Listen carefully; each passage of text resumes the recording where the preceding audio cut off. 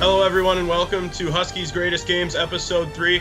I'm your host, Nick Spiliopoulos, and with me today, Jimmy Schultz and Robbie Jackson, two former SCSU men's hockey alum that graduated in 2019. Guys, how are we doing this afternoon? You go first, Jim. Doing great. Just kind of more of the same of what I've been doing the past few months. Had to say a brief goodbye to Robbie yesterday since he went back to California, and I've been training with him a little bit lately. And just happy to be home for this week, Thanksgiving week. But really excited for hopefully some sort of hockey season happening sometime soon. And Robbie, this is your first appearance on Huskies Greatest Games. What has Robbie Jackson been up to lately? Same as Jimmy. Like he said, we've been skating and training back in Minnesota. But yeah, now I'm back home for the week too. So I'm going golfing after this. I got a tee time. So y'all enjoy your snow out there in Minnesota. It's not too bad right now. We're making the most of it. But how about you guys say we flash back to February 9th, 2019 for a Huskies Greatest Game? Sounds good. So coming into the game, you guys were unbeaten at home. You would finish the season unbeaten at home as well. What's it like playing in the Herb? We talk about it all the time, but just what's the energy like, especially in the NCHC? Dude, I'd never heard the arena like as crazy as it got this day. Like, I don't know if you remember, Jimmy, with maybe 5. Oh, look at that. Starting. Good for you. I had to do something this game. But no, when Newsy scored his first goal, and even like before that, I don't know, we just kind of knew we were gonna break through, and even though we were down by 2, like I'd never felt more energy in an arena. That place was honestly crazy. I get goosebumps just like thinking about it now. Yeah, I agree with that. Sorry. I think something to be said. Some of the games that weren't as packed, like you see this, and there's some open seats in the bottom bowl, and obviously there's always packed for games like Duluth and North Dakota with the open game. Games like that, it was kind of an electric atmosphere because there was so many people in the building.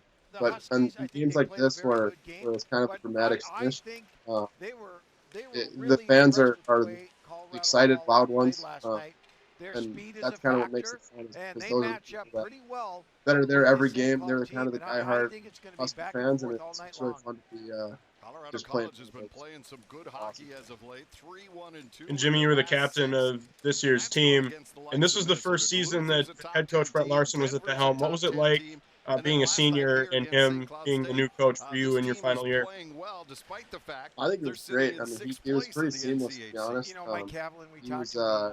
He came in and kind of earned the respect of all the guys right away. And I think it was from the first meeting, personally, from me sitting down with him, it was kind of before I decided to come back my senior year, and that kind of was just the it helped me be confident with that decision that we were in good hands, and obviously he's a great coach, but an even better guy, and so it was great. It was really seamless, and all the guys love playing for him. And Jimmy got like a standing O from the team when he announced he was coming back. Together various times. You're banging on tables and Brett all Larson that. did it earlier this year, but Talk about being excited to come together back. here, and in the last 5 games, they have 8 goals and 10 assists. And Robbie, you mentioned at the top of the show, you saw that you didn't get a start in the game, but Jimmy did. But how important is it in a NCHC game to get the first goal? Well, it's obviously huge in any game to get the first goal. Especially like when you're at home, just gets the crowd into it, and it can be real deflating. Like when you're playing in places like North Dakota or Duluth, where it's just honestly it's a hostile atmosphere, and you go up the first goal, and the fans are just going crazy, and you're thinking like, oh crap, like now we have to. It feels like a bigger hole than just one goal because of all the momentum they generate by scoring. And this question can apply to both of you, but Jimmy, I guess you can take the answer first. You look at this forward line that's on the ice right now. It's Jack, Nick Paling, and Ryan Paling. You've got three brothers on a line. What's it like to play with them, and just how they are as players? I love playing. Yeah, I love playing like when they're out there. Like it's kind of like a different feel, and it actually makes it a lot different. Like a lot of times they played with Fitzy instead of Ryan, and it was kind of just like a little bit of a different look, where maybe more of a possession type of line, and instead of kind of just like a forecheck cycle, that kind of thing. But it's great. I mean, they work so hard, and they work so well together that yeah, it made it really easy as a defenseman in the offensive zone to make plays, find where they are, and just create offense. Something's got to happen here. Here's the puck. I think this may be the first goal of the game here. You watch the way these guys move and circle and find. You know, we flash forward a little bit later. Oh yeah, Blake's gonna come back to me. Oh no, isn't it? Blocked by the defender of Colorado College, but just great puck movement. Open. Here's a quick center. Oh yeah. Robbie's always open. So Robbie, you knew it right away. You knew something was about to happen. Yeah. You buried the first goal of the game. You know, obviously a big hug to Pat. What are you saying when you're going down the line right here? Oh man, dude, that takes a lot of confidence out of Newsy to give that puck to me, knowing I'm shooting. If I miss the net, that's going at his neck. Like that's denting his cage if I miss that net there. That takes a lot of confidence.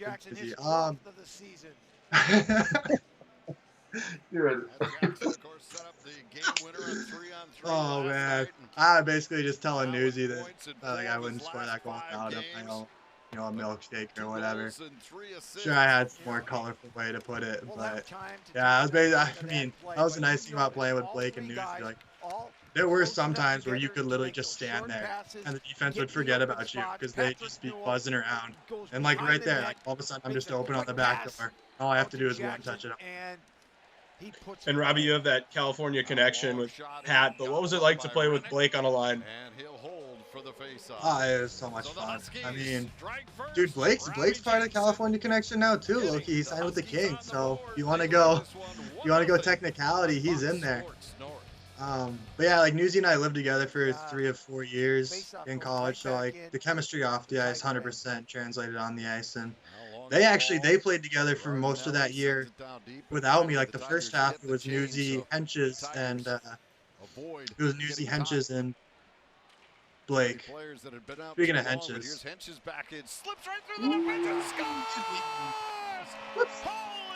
Bye-bye. You know, we all just kind of drop our jaw at that goal, and that was the eventual 2018-2019 NBA goal of the season. Sam did that. Robbie, can you explain like just how hard that goal was to execute? Well, dude, like splitting the defense is something like we all did in squirts. That just doesn't happen anymore. So like to split the defense is hard enough, and then you're getting hauled down and all that. Like, you just don't see that. Like that's literally something you see in NHL, where like you hold on like when you're playing video games. So I know that's a big expression, but that was very much so a video game goal. Seriously. Huh? And that when in the NHL you get like if someone trips you, like you go down to your knees. Exactly. You just get a little mini breakaway on your knees. 100%. It's 100% a video game goal. Yeah. So we moved a little bit forward in the game. Colorado College got one back. You guys are on the power play. You know, on the Olympic sheet, Robbie, what are you looking to do when you're out there on the special teams unit? Well, I mean, like we can see, the first thing here is zone entries. We used to go out every Thursday. We'd go out and just do zone entries like 5-on-0, like before practice. Larson would take the power play minutes out because, like you said, it starts with the face-off. If you lose the face-off, then like you know you got to go 200 feet, and it literally doesn't start till you get the puck in the zone. Zone entry is probably the biggest part of what?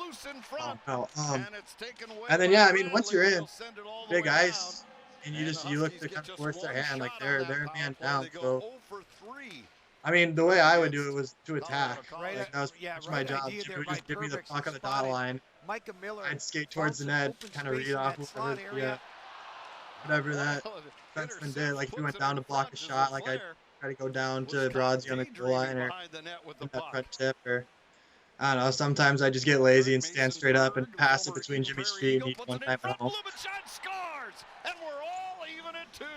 No, Christian Blumenschein scores the game-tying goal, puts you guys, even at 2 apiece. That's David Rennick's second goal allowed in the game. Now where do you go from here? You start out with a 2-goal early lead, and now it's tied 2-2. Time's getting shorter on the clock. How do you approach getting it back and taking it home?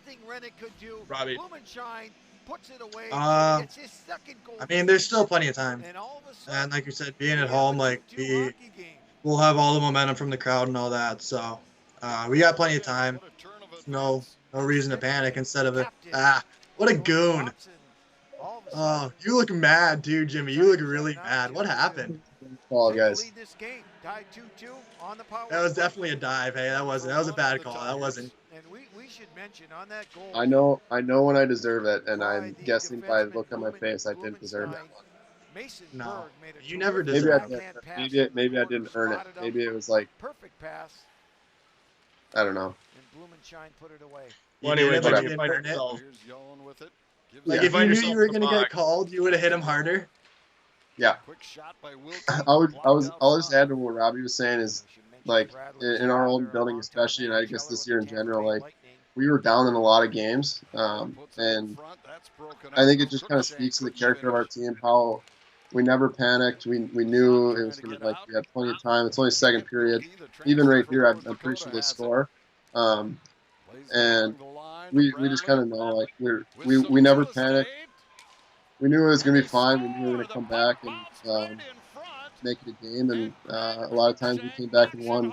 I mean, this year we definitely did that to CC more than once, maybe 2 or 3 times. But it's just kind of a mood on the bench. We knew we had to do, and we knew we had a chance no matter what. So, this is correlating with your 2-minute cross-checking penalty. You spent just over 50 seconds in the box, but now you join your team back on the bench. And Jimmy, you were a huge piece to the penalty kill. Now where do you go from here? Now Colorado College has scored 3 unanswered goals. How much air do you feel is left in the tires? Or, you talk about being even keeled. Do you start to get a little shaky here?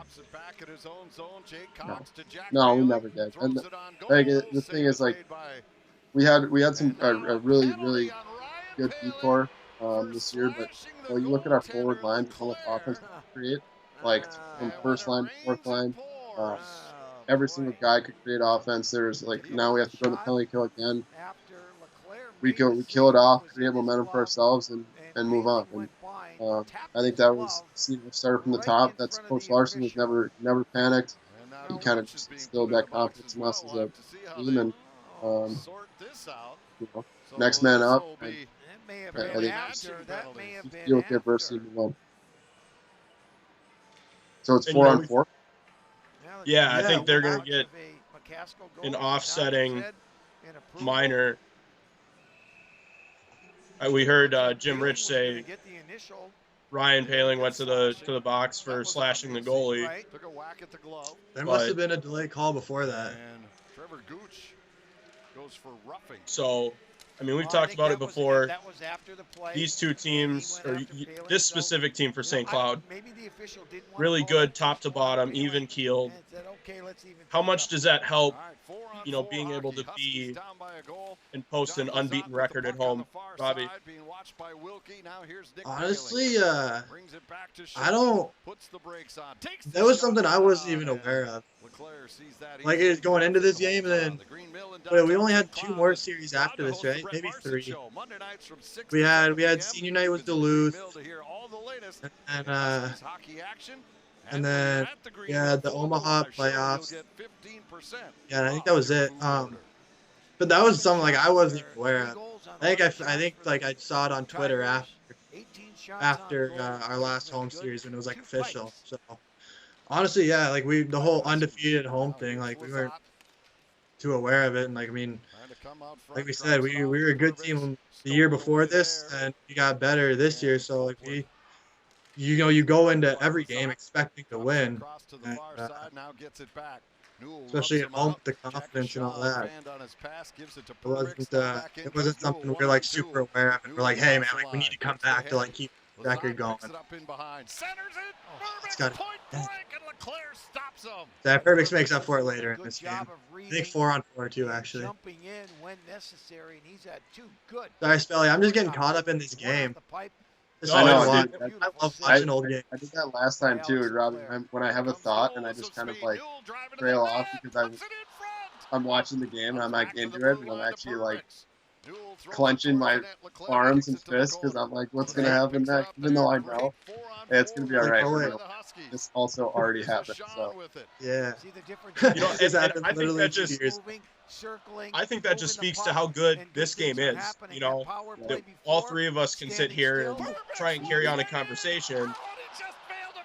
See, I even stopped as Perbix pushed the net. Yeah, you know, what's going through your head when you get drawn into the game, Jimmy? Jimmy you say what goes through my head? Yeah, when you say you get so, you know, engulfed by the game, where does your thoughts go? Jimmy, give me the puck. I mean, I think it kind of just takes me back to this type of game, or like playing in these big games when I know it's close. You know, like if I'm watching a game that I know we win 6-0, like I'll probably just, you know, wait to see the cool goals and that kind of thing. I would say that game would still be kind of fun to watch. Now I'm mad because I just got scored on.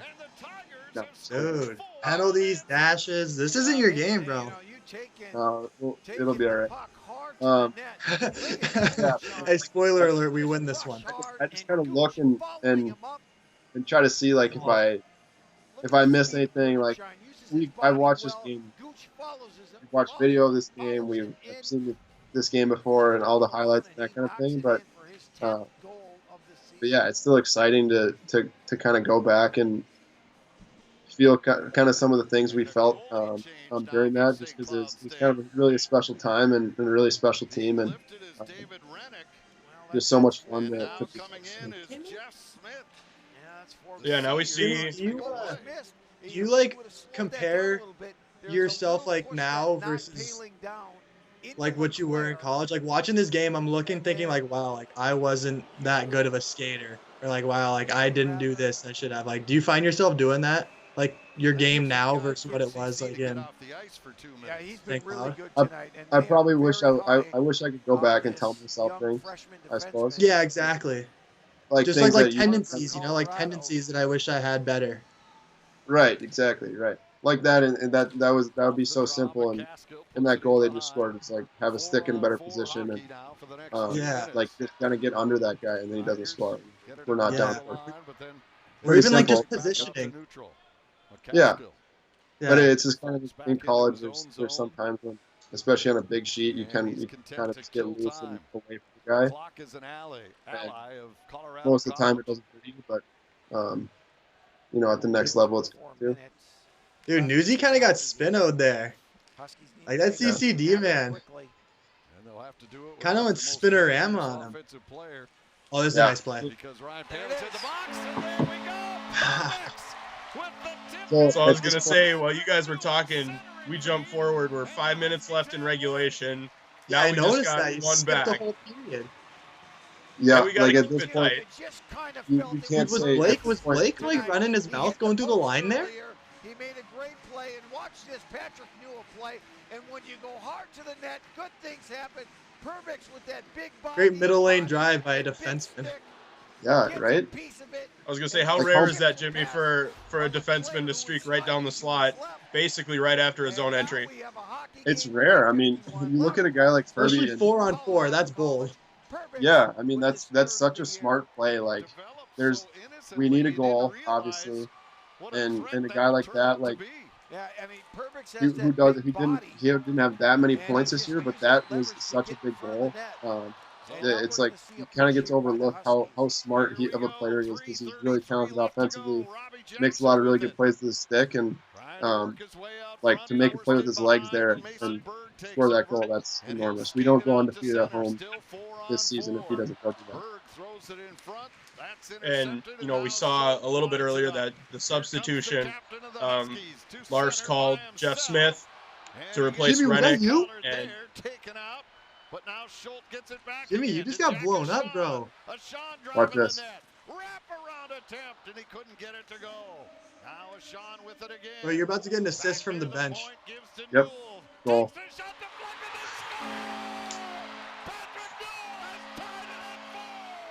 And you can just hear this whole arena is erupting. Look at this guy jumping up and down. Robbie, you know right where the cameras are. Nah, dude, I was just gassed, and I was at the end of the bench. I was tired from the shift before. Oh, but dude, like I said, like when we started this game, I barely won it. Dude, this game was the loudest I've ever heard any arena. It was the most energy I've ever felt in any arena. And like, even on the bench, you were talking about what's it like, being down 2 goals and all that. Like, there was just this sense of calm, and like nobody was paying. Like, we just knew that like we were gonna get 1, and when we got 1, we were gonna get 2, and probably 3. And the fact that it, had to go into overtime to get 3 was, I mean, obviously not planned, but like there was just this confidence that, hey, like nobody was worried at all. Oh, good pass. So now we're in overtime. We've knotted it up at 4, and now we're into this extra play. Clearly Great momentum in the Huskies' favor, but how quickly that's got to be a penalty, hey? Stepping up on him was Trevor Gooch.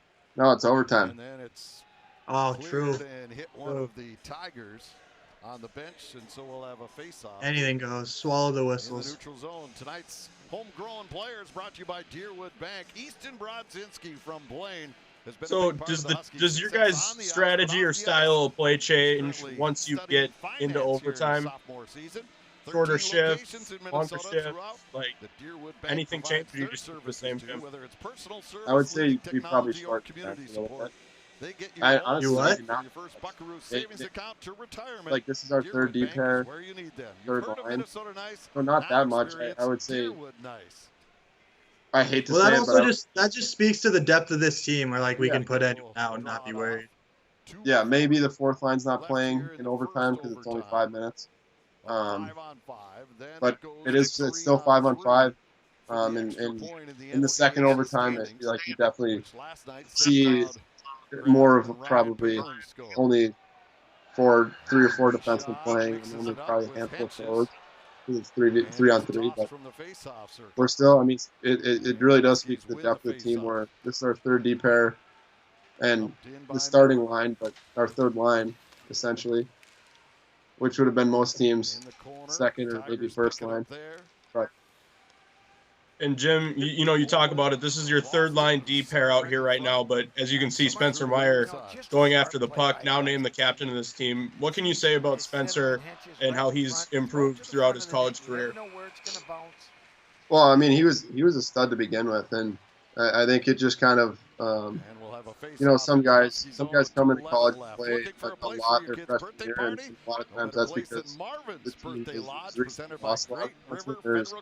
You had a pretty solid top 4 past here at the Brooks Center. Contact the ticket office for more information. Thanks to the money people.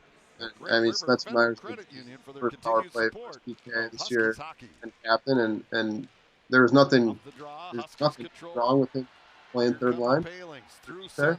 I think it just kind of was. We could definitely count on him. He was an awesome year. He was a stud then. Would be a stud this year again. But I think it was just the depth on the top 4 role. Work himself free. Backhander off Leclerc, comes right in front. And the Tigers come back the other way. Did we? I feel like we scored earlier in overtime than this. I thought we did too. I was just going to say that. I thought we did right away. I also thought Newell's goal in regulation was later in the game. I didn't know it was like 3 minutes left. And we had this little time left in overtime. Right? Under 90 to go, he just said. Yeah, I would not have thought that. Although it's about to happen here. Yeah, I didn't realize that. I remember the goal like it was yesterday. Yeah. It just goes down. I thought it was like quick. There it is. There it is. Oh.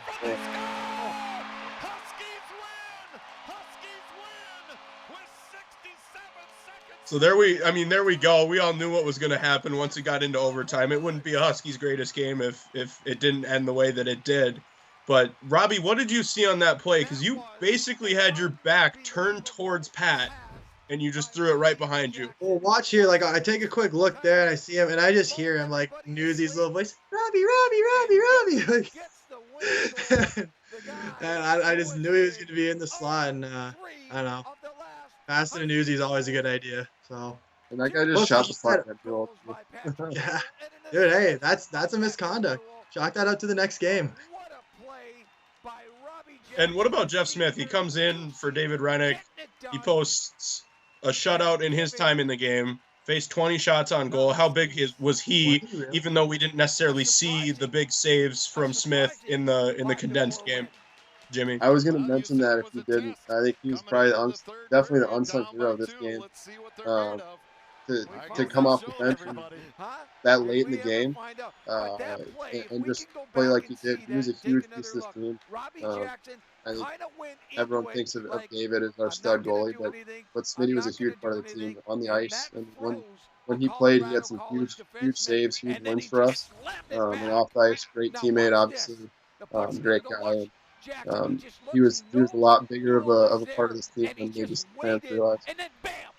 It was a quick bam, and Newell was left all alone. I love watching this clip. And he puts it away. Yeah, I remember for me, like this season, I was in I was at Stewart Hall for Husky Production. I was up in replay, and I went nuts when this happened, and I couldn't believe everything that had happened. You know, so obviously the Huskies get the 5-4 win in overtime on February 9th against Colorado College. Guys, how is this one of the best games that you guys could go back and watch from college? One of the best home games, yeah, for sure. Yeah, I would that's say, our best home game. Yeah, the atmosphere. I think kind of the way we battled and came back. That's something I'll always remember for sure. I think there was a lot of games on the road where we did similar things to teams, and that's kind of more of like a heartbreaking loss for a team at home rather than a huge kind of boosting win for us. But yeah, I loved watching that game just because there's so many people that contributed and in little ways that we noticed, and I think Robbie and Newell had huge games that was kind of at the forefront of things, but kind of just I got so lost watching certain guys make big plays and just kind of play to their identity and deal with adversity, and I think that was something I'm going to take away from this for sure. Well, obviously this was taking place in your senior year, definitely one of the games that I'll remember most in my time here, and I'm sure that's the same feeling with all of us. But I just want to take this time again to remind everyone that this episode of Huskies Greatest Games is brought to you by Preferred One. Guys, thanks for joining us today. For Jimmy Schultz, Robbie Jackson, I'm Nick Spiliopoulos. Thanks for joining us today. Have a happy and safe Thanksgiving holiday. We'll see you next time. Huskies fans, hockey is back. SCSU men's hockey returns to play as the NCHC travels to Omaha to kick off the season in pod play. 3 weeks, 10 games, all the Husky hockey you could ever ask for. Don't miss a second of the action. Subscribe to nchc.tv and catch every game from the pod. Don't miss history, watch it.